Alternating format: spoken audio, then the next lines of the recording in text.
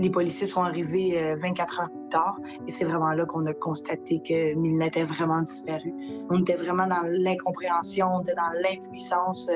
On était vraiment dévastés là, de heure en heure. Là, c'était vraiment un sentiment d'impuissance. Là. Toute la famille se réunissait, on savait pas quoi faire, on comprenait pas ce qui se passait réellement. Là.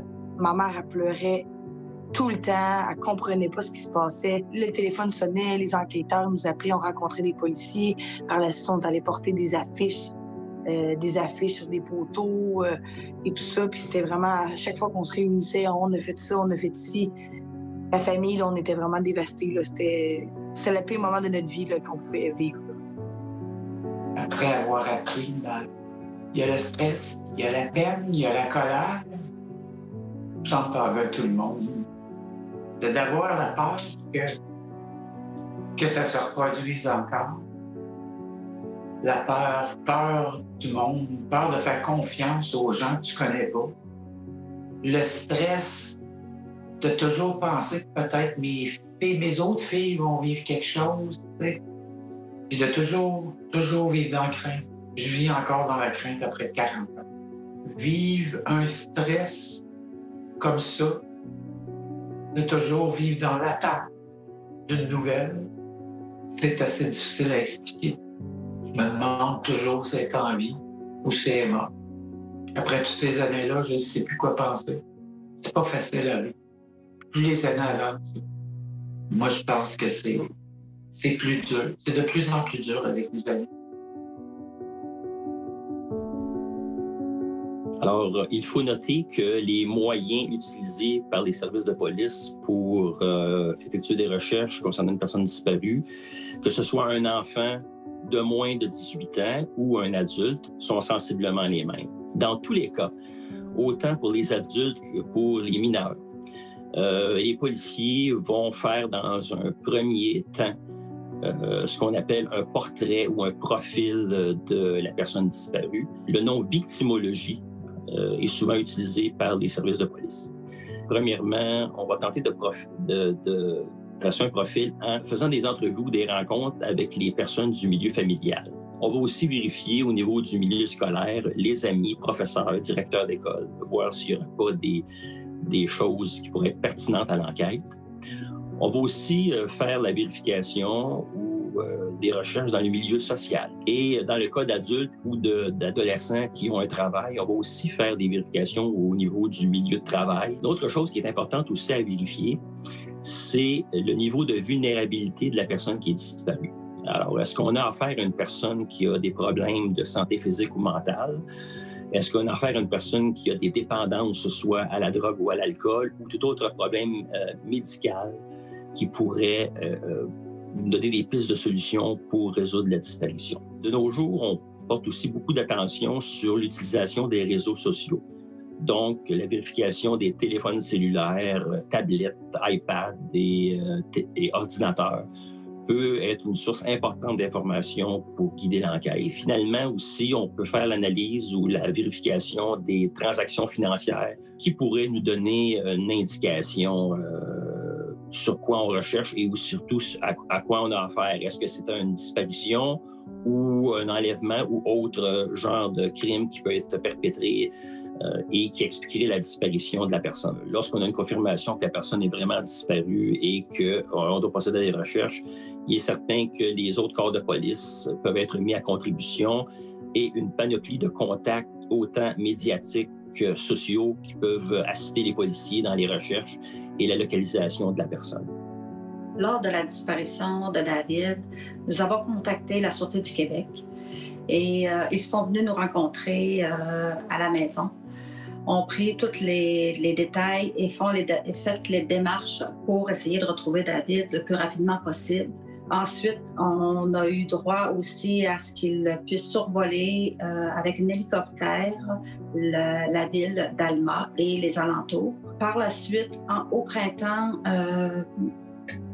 Ils ont fait une battue avec des recherches terrestres avec l'escouade et également fait une fouille au niveau de la rivière avec l'unité de plongeurs sous-marins.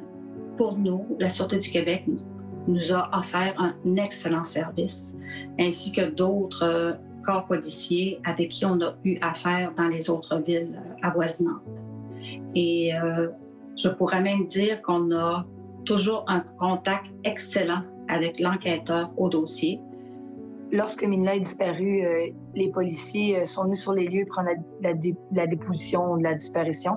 Par la suite, ils sont nous expliquer le déroulement. Ça a pris 24 heures avant que les policiers se rendent sur les lieux. Nous, on a trouvé que c'est un petit peu long avant qu'ils se présentent. Ils se sont présentés à 11 h le soir pour prendre la déposition. Après, puis après, c'est nous qui avons appelé pour savoir qui s'occupait du dossier. Il n'y a jamais un enquêteur qui est venu se présenter à la maison pour dire c'est moi qui s'occupe du dossier, c'est moi qui prends la relève. C'est nous-mêmes qui donnons des informations aux policiers par la suite. Suite à ça, on a resté en contact avec eux où eux nous appelaient si on avait des déroulements. Mais ça a vraiment été long parce qu'eux autres, ils considéraient ça comme une fugue. Donc, on dirait qu'ils ont pris ça à la légère. Et si on aurait pris ça, peut-être pas comme une fugue, on aurait peut-être eu plus d'informations. Par la suite, on n'a pas eu d'autres aides. C'est vraiment nous qui continuer des fouilles de bois, des battues de bois et tout. C'est nous qui a fait les démarches, c'est nous qui a imprimé les photos. On aurait aimé ça avoir de l'aide des policiers qui affichent les affiches de Mila avec nous, un petit peu de support pour nous diriger. Mais on a vraiment été un peu laissé tomber vis-à-vis les policiers. On n'a pas eu d'autres contacts vraiment avec eux. C'est vraiment avec les enfants retour et les autres qui nous ont comme plus situés.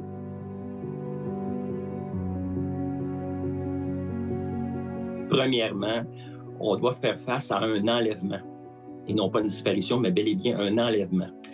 Le deuxième critère qui est nécessaire aux policiers pour déclencher ce type d'alerte est qu'on ait des doutes raisonnables que la sécurité physique ou la vie de la personne, du mineur, est sérieusement menacée. Donc, un grand danger. Le troisième critère, c'est qu'on ait des éléments ou des informations à transmettre qui nous permettraient de localiser la victime, le suspect et ou un véhicule suspect. Alors, ce sont là les trois critères qui doivent être là de façon simultanée. Ça veut dire que lorsqu'on a les trois critères, le processus s'enclenche et à ce moment-là, les différents partenaires qui participent à l'alerte Amber font leur part de travail. On parle des médias, télé, radio et aussi les autres partenaires, agences d'application de la loi, les patrouilleurs du ministère des Transports du Québec et le ministère des Transports du Québec peuvent être mis à contribution pour diffuser l'information de l'alerte Amber. Le déclenchement de l'alerte Amber ne se fait pas dans le cas d'enlèvement d'adultes. La raison étant que la clientèle mineure est hautement vulnérable dans les cas d'enlèvement et donc l'alerte Amber est strictement réservée à ces cas spécifiques. Ceci ne veut pas dire que les cas d'enlèvement d'adultes sont moins importants ou moins graves, mais il faut savoir que toute la panoplie de moyens utilisés et de communication utilisés dans les cas d'alerte Amber est aussi disponible aux policiers dans les cas d'enlèvement d'adultes, surtout si la sécurité physique ou la vie est sérieusement menacée. Après le départ de la police, la SQ puis la police locale, on avait formé un comité de bénévoles qui regroupait quand même, là, je dirais, une bonne trentaine de personnes là, qui ont continué les recherches dans les environs. On a fait des recherches dans plusieurs chalets de la région. On a fait on a couvert, là, je dirais, là, une peut-être une trentaine de kilomètres à la ronde, là, en circulant là, dans tous les chemins forestiers là, qu'il y a aux alentours. Là. Ça devenait de plus en plus difficile là, parce que l'hiver était proche. Les premières neiges sont arrivées là, fin octobre. Là. Puis les journées se raccourcissent aussi. Puis des fois, à 5 heures, là, il faisait noir. Là, puis on était obligé de revenir au village. Là.